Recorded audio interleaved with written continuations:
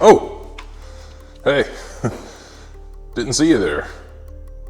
Get it? It's a joke because I have night vision and it's dark and I actually can see you. Anyway, that was a dumb joke. Guys, today we're talking about night vision. Let's get to it. Well, it's official. Aaron, also known as Admin Results, is unmasked. So that means it's time for me to do so too. I'm totally kidding. That's not going to happen for many reasons, because Admin has his reasons why he masked himself, and I have mine, and mine are vastly different from his. But today, let's get this kid off. It's hot in here. Ghost is dripping today. Today, we are talking about a superpower you can actually pay money for, and that's night vision. So let's talk about night vision, the importance of night vision, why I think you should get into it, and why money and cool Instagram, YouTube videos should not discourage you from getting night vision. So let's get into it. Why all this time of me being into shooting for years and years? Because night vision is probably gonna be one of the most expensive things you're gonna get into. But is it? Let's think about that for a moment.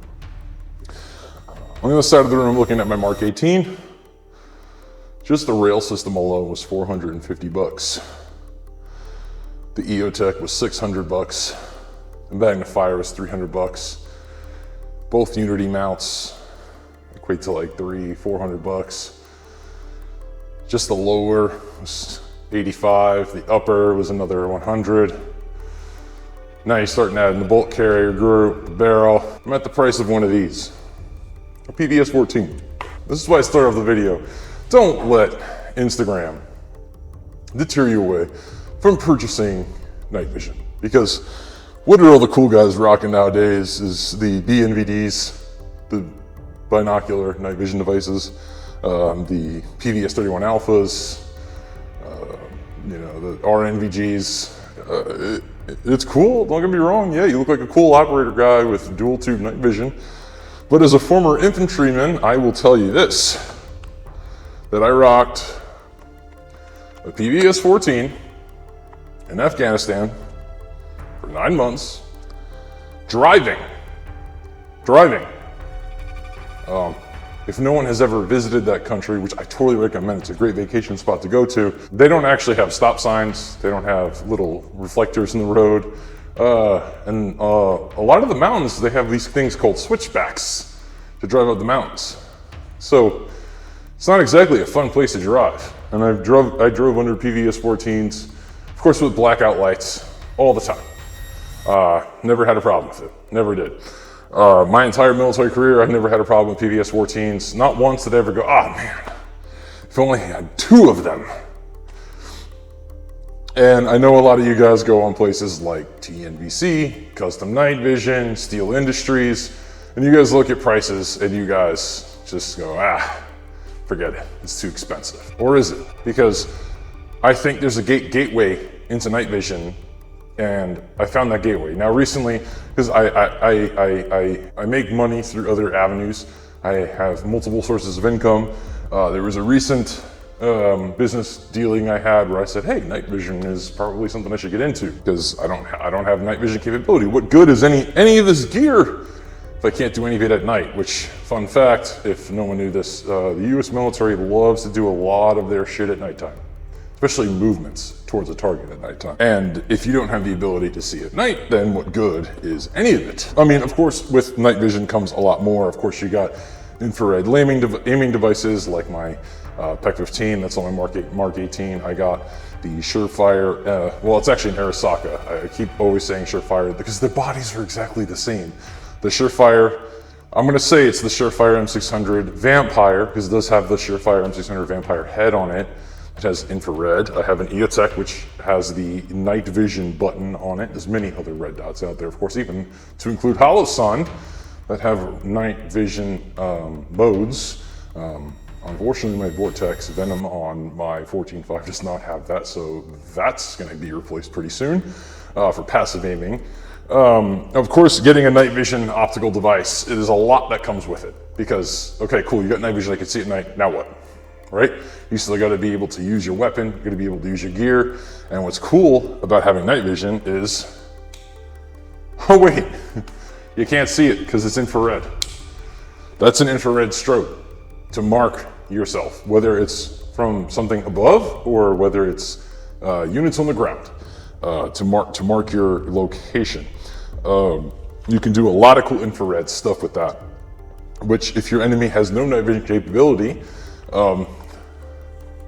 you're at an advantage. Now I know, like I said, night vision is an expensive thing to get into, and we're gonna talk about that because I do wanna get into how much this device cost me, because I did not have a company build it out for me. So if you go to companies like Steel Industries, Custom Night Vision, TNVC, those are the three I would probably recommend for you guys for building out night vision, and you want to get into night vision. You're going to see a lot of stuff that's services, like pre-made units, of course. And if you're one of those guys who doesn't like to build your own things, like build your own ARs or figure out your own kit rather than cloning someone else's kit, you just kind of want someone to tell you what's good and what's not and just call it a day, you're going to struggle financially with night vision. I'm telling you that right now, you will struggle. But so what I have here is a Nocturne Industries. It probably won't focus because of Sony cameras only using face priority, but this is a Nocturne Industries Tonto.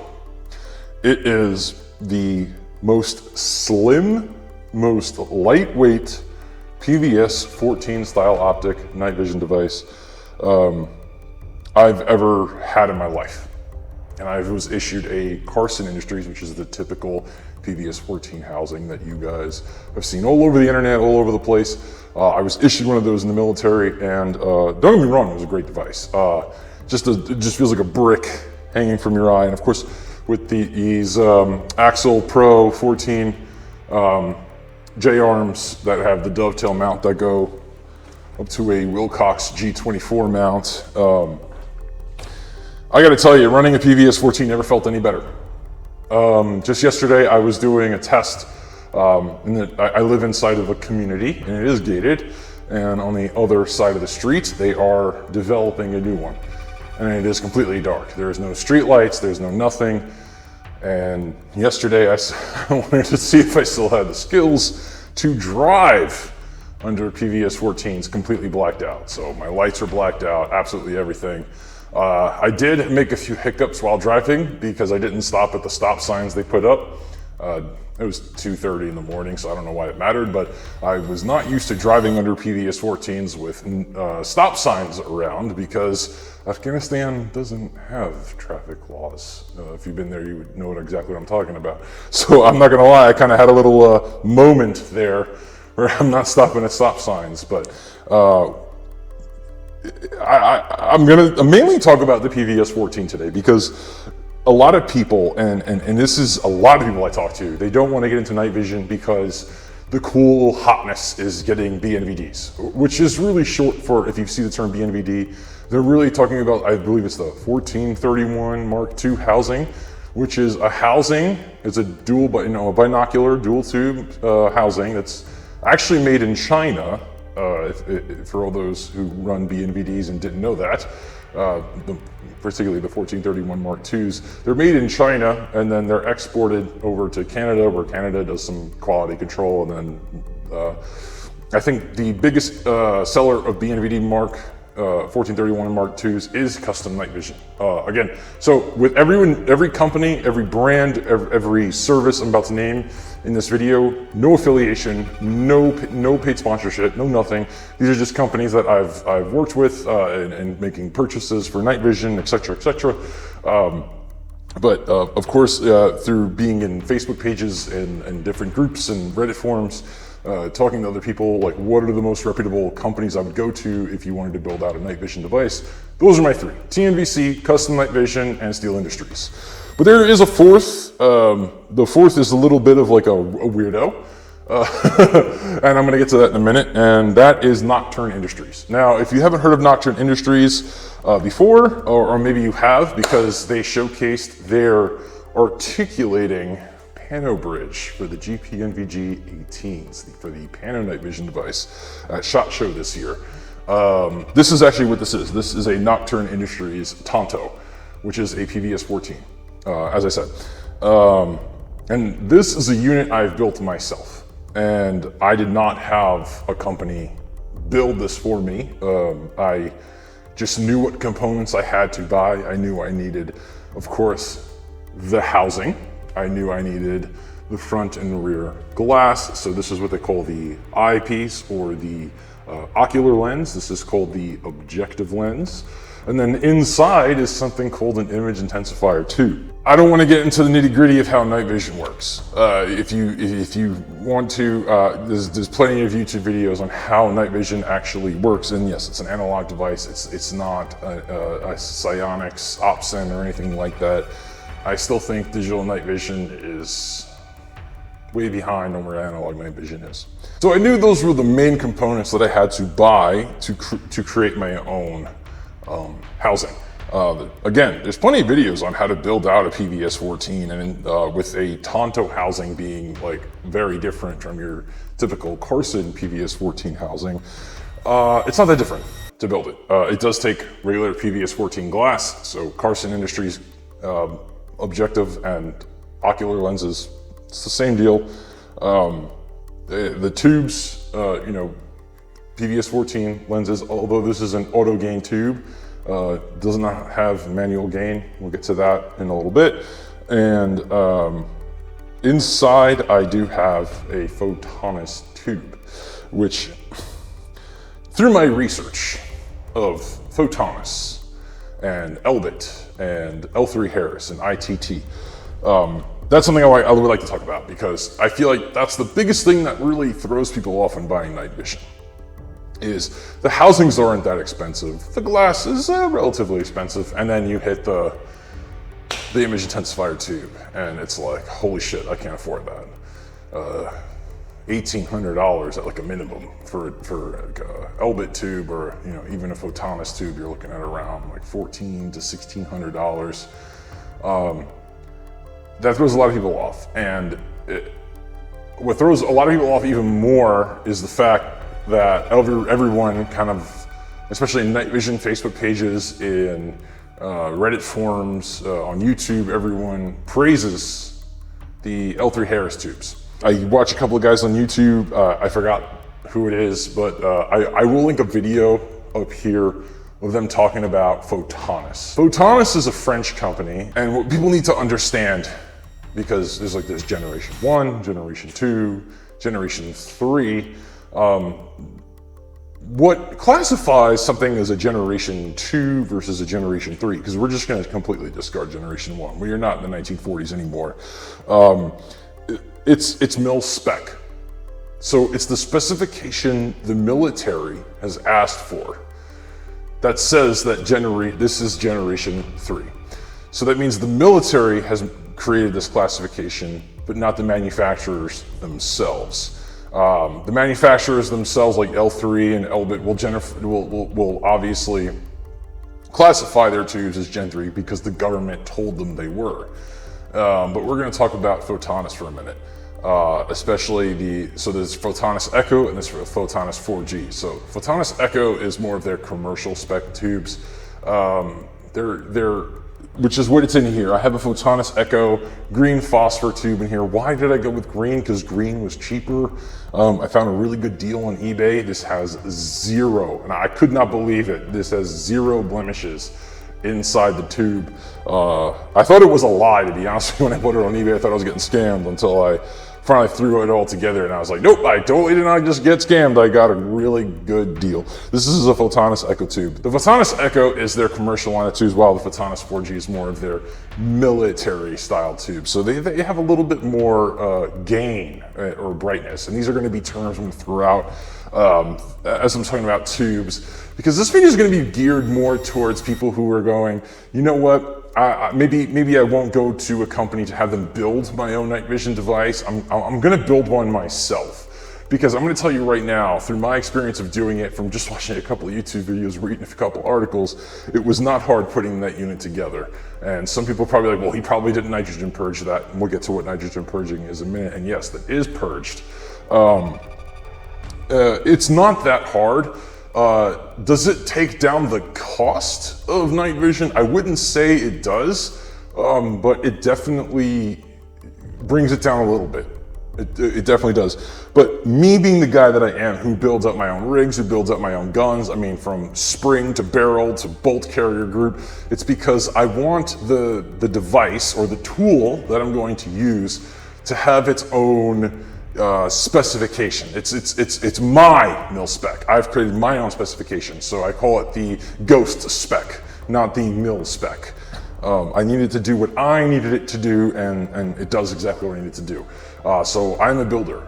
I build all my ARs. Every AR I bought has never been manufactured or completed by any other company. It is a conglomerate of different parts and different companies that have all been tested and tried and true through my testing and work great. And I've done the same here with my night vision device. So with this tube, I will be throwing out some shots here and there. Of course, it's really hard to find places in the 21st century that don't have ambient light or, you know, city lights or street lights around. You could be about half a mile away from some pretty dim street lights, and it's still gonna give you a lot to see throughout your night vision tube. So it's really hard to give a low light test on Photonis, but I will say through many accounts that Photonis, which is what's in here, and it's a Photonis Echo, it's not even a 4G, so it's their commercial spec tube, not their mil spec tubes. They do not shine, no pun intended, in extreme low light. So if I were to turn off every single light in my house, and I had no lights from street lights or neighbors' homes coming through my windows, it is very difficult to see in my house. So I can make out like a corner or a doorway or things like that. It's definitely not easy to see, but it's something I have gotten used to running this device for a while now. This is the cool thing about Nocturne Industries, and I'm not trying to plug them, I'm not paid by them, not sponsored by them, is their Tonto. This is actually meant to come off, and you can actually pair it with a second Tonto, and in between they make an articulating bridge, which actually turns this into a legitimate dual binocular night vision device. Which is why I went with the Tonto, because I tried asking myself, can I really justify going straight to a dual tube system when I have many years of training on a single tube system, and never really thought about it. It's something that I had to ask myself for a very long time, to where I just said, screw it, I'm going with a monocular device. And going with the monocular device was probably my best option, because I've been walking around in the woods with it. I've been going into construction sites I probably shouldn't legally be walking around in. And I gotta tell you, I'm very impressed. I'm very, very, very impressed. Especially if you got stars, it's not an overcasted night, you got a little bit of moonlight, you're gonna be able to see. And this tube was around 750 bucks. So the tube was 750.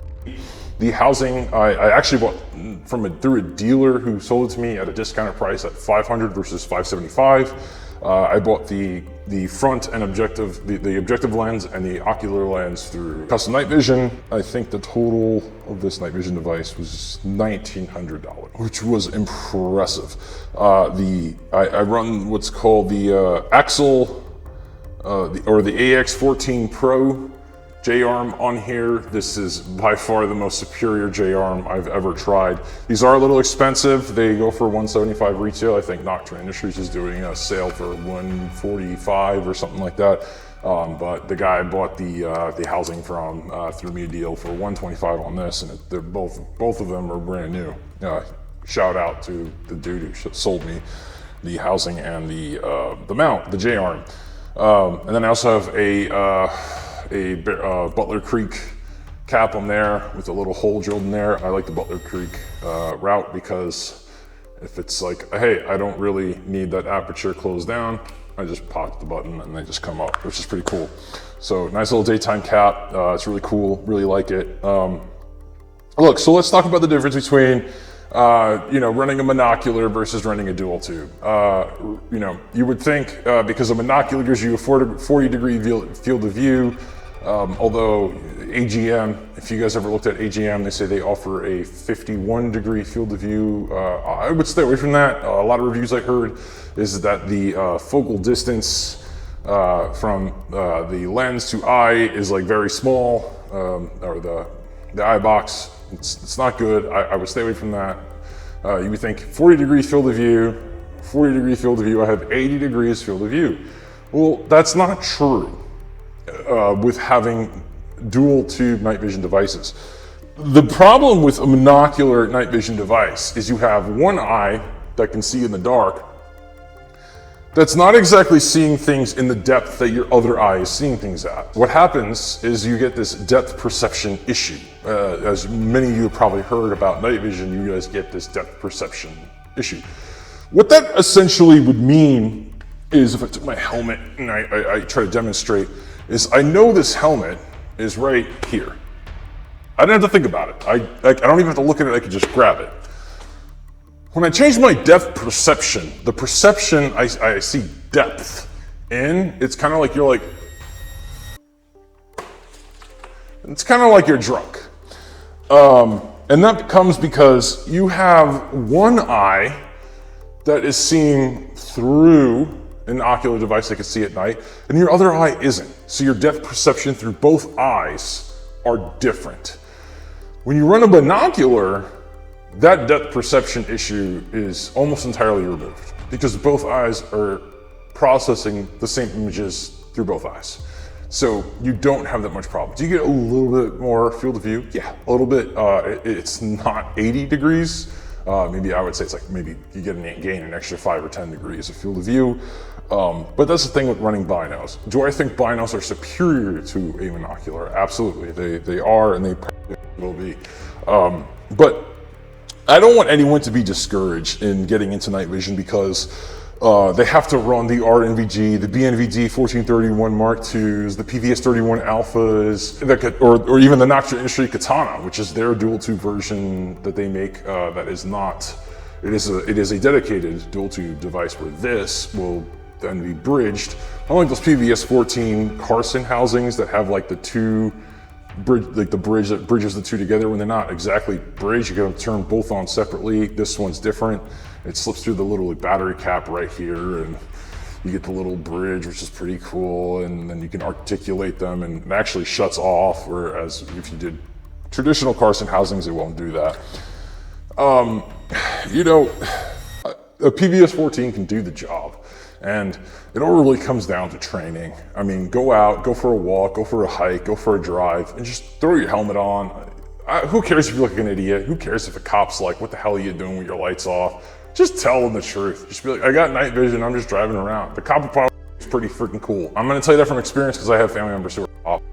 They'll tell you the fucking truth. They'll tell you, hey, I think that's pretty cool. They might even check it out for themselves and see how it looks. If they don't have any issue with night vision, they want to see it. And fun fact, you have night vision.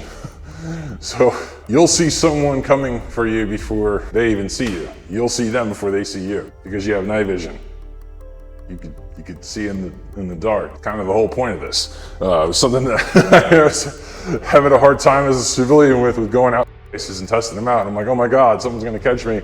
I'm like, but wait, I literally have night vision. No one knows I'm here.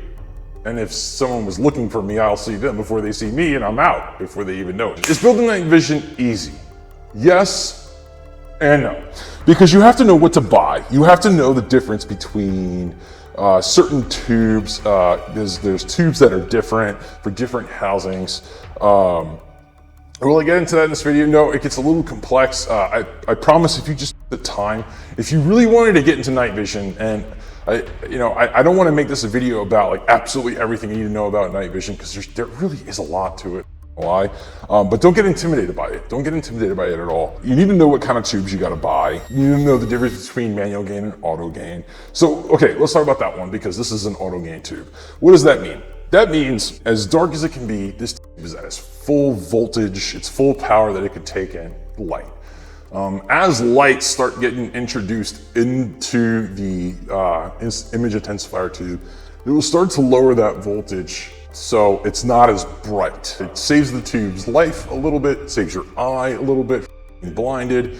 This is not an auto gate tube. Auto gated means it will completely shut off the unit if I would like shine it into like my key light, like right here, and have it on. That's an auto gated tube. This tube does not have auto gating. Shining your night vision into a light while it's on could cause potential damage to your image intensifier tube. Damage that's irreversible, and that's the most expensive component of your night vision device. So this has got an auto gain tube on inside of it. The housing itself doesn't even house anything for manual gain, unlike the Carson Industries PVS 14s, which do have a little knob to make it a little brighter, a little darker. Is manual gain superior? To each their own, I think, on that one. I do think manual gain's superior, but now playing with auto gain, I think it's kind of cool actually. As I add from like what's really dark to something that's really bright, it really just gradually dims itself, and I don't even notice it's happening, which is actually quite interesting. It's not like auto brightness red dots like my RMR, where it's like we're in a covered area where it's super dark, but I'm trying to shoot out into something that's super bright. My RMR is like, no, dude, we gotta be this dim. When in reality, it's got to be really bright because I'm trying to shoot outdoors. No, this gets it pretty right 100% of the time, to be honest with you. It's pretty cool. So you have to know what kind of tubes to buy. You have to know what kind of glass to buy too, because these are PVS 14 lenses, because it is a PVS 14.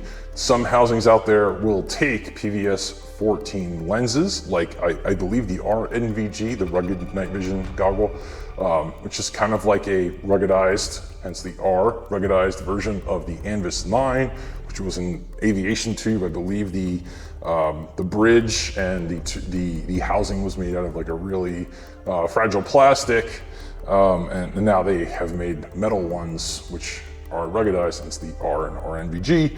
I believe those also take the Carson PVS 14 lenses. And then you have the BNVD 1431s, which also take the Carson lenses as well. There are other lenses on the market. I believe they're called RPO lenses. They're supposed to be lighter weight lenses. I'm going to tell you right now, do I think it's worth like double the price for each lens? No, I don't really think so.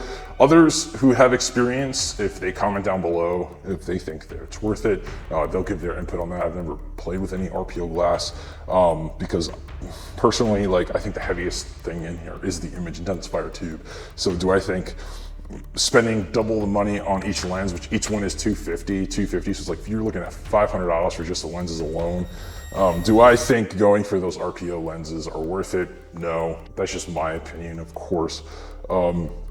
And then, the last thing with building a PVS 14 or even a dual tube, if you were saying, fuck it, I'm gonna build my own dual tube, is you're gonna have to purge the unit. So what is purging?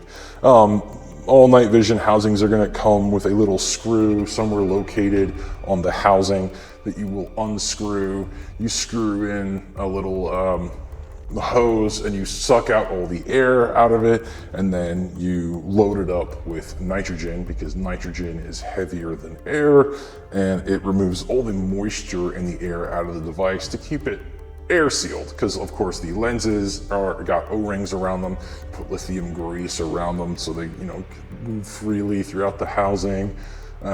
It's pretty airtight. I mean, if you can watch a video on Custom Night Vision's YouTube channel, which I'll link somewhere here. They said we get a lot of questions, what's the best way to clean my night vision? And they pulled out a bucket of water and dropped this night vision into a bucket, which definitely made my heart sink. But he turned it on to be like, see, it's on, and then dropped it into the bucket of water and then pulled it back out and it was still working. That just goes to show you how airtight these are. And the Nocturne Industries are IP68 plus rated, so they're pretty good underwater.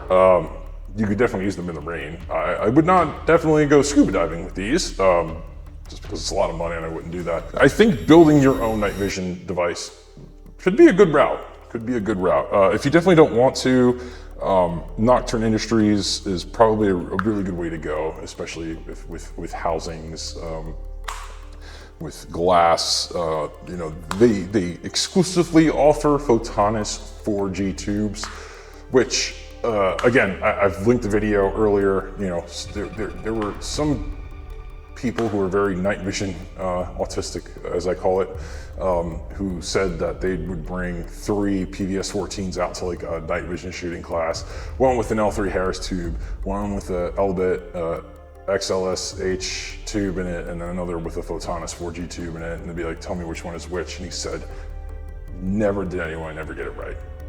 Never. So, you know, people with Photonis, the problem with Photonis is they're classified as a Gen 2 Plus. What exactly does that mean? So let's talk about Gen 2 Plus for a second, because people think, well, that's not Gen 3, so I'm not buying it. I need Gen 3. Lucas Bakken said I need Gen 3. Gen 2 Plus, again, we talked about generations, or something that's more classified by the military. So, because it doesn't meet military specifications, it doesn't mean it's not good. So with night vision, you're going to see a lot of different terms thrown at the specification of that tube. You're going to see lines per millimeter, you're going to see figure of merit, or FOM, which is actually lines per millimeter times its signal to noise ratio, which equals a FOM, or figure of merit, which really is not a number to go off of. There would be a lot of people who say, hey, I'm selling a night vision device that has a 2650 FOM rating. That doesn't really mean anything, because people say it doesn't matter, but I'm more worried about its gain. Like, how much gain does the tube have? What is the EBI rating of the tube? Again, terms that are like, whoa, what is he throwing at me? I'll link here a video from Hop on him talking about night vision specifications of what you should be looking for, but don't get too caught up in the specifications of image intensifier tubes, because I didn't with this one. I kind of just went off pictures on eBay. They did their own testing. Photonis don't really come with spec sheets, especially their commercial tubes. Took a chance on this one, and I think I got a needle in a haystack, because I went into some very dark places like triple canopy, woods, no ambient light other than stars and moon, and I saw everything. Was it dark? Yeah, I'm sure if I had a L3 filmless, white phosphor tube, I'm sure I probably saw better than this tube, but I still saw with this tube, and that's the last part I'm going to get at. The whole reason for this video. Having something is better than having nothing. I am sick and tired of the elitism that is in the Second Amendment community, okay? The elitism. If it's not L3 Harris, if it's not Elbit, if it's a 3D printed housing like the Tanto, which I forgot to mention, it is a 3D printed housing. Not your Ender tabletop Amazon 3D printer. It is a industrial 3D printer, which they use SLS nylon, which is not PLA, which is very, very, very strong. Probably stronger than the polymer in your BNVD device that's made in China. Don't let people go, well, if your night vision didn't cost $17,000, then it sucks. Well, that's very cool that they were able to get their hands on PVS-31 alphas, but there's other dual tube systems out there like RNVGs, which, okay, don't articulate, but is that important to you? To me, it actually is. With this AX14,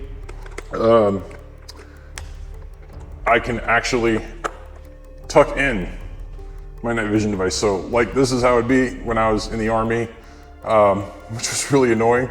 But now I can actually stow it, which is actually really cool. But that's more so of a characteristic of the J-arm, not so much of the housing. But you'll look. What I'm trying to get at is, don't let people think because they own PVS-31 alpha or really high-spec tubes inside of some RNVGs, or even own panos, because I actually do see a lot of people who own panos, believe it or not. It's actually kind of appalling. That because you have a PVS-14, you're a low level than them. Give a monkey any of this stuff, and he doesn't know what to do with it. But if I gave you a set of panos or binos, and you never shot under night vision a day in your life, and it's the first time you're ever doing it, I might outshoot you with my PVS-14, 100%, because I've trained enough to use a PVS-14. I've been in combat with the PVS-14. I'm pretty well trained on a PVS-14, which is actually why I said, hey, just to have something rather than nothing, go with a PVS-14. You know, I'm an adult. I have bills to pay. I have a mortgage. I have a girlfriend that I have to tend to. I can't just be spending $13,000 on something that I'll probably use every once in a while. And I'm very well trained on the PVS-14. So this is not really a video to plug the PVS-14. This is not a video to plug Nocturne Industries. This is a video to make you stop with the mindset that if you don't have the money for this, or if you don't have the money for that, then you shouldn't be getting into it at all. Because that can't be further than the truth. Get into night vision. Get into some infrared stuff. Get into some passive aiming, so you know infrared discipline, because now our adversaries in the future might have night vision. Other civilians got night vision now. A lot of people are getting into night vision. Go out, train, get some night vision, build some yourself, or have someone build them for you if you want to pay the premium. Don't feel bad for getting a PVS-14. There's nothing wrong with it. Again, I think you would be disappointed to see the differences in dual tubes versus a PVS-14 for the price. So don't let that deter you. And remember that if you have night vision and no one can see you, ghosts are absolutely real.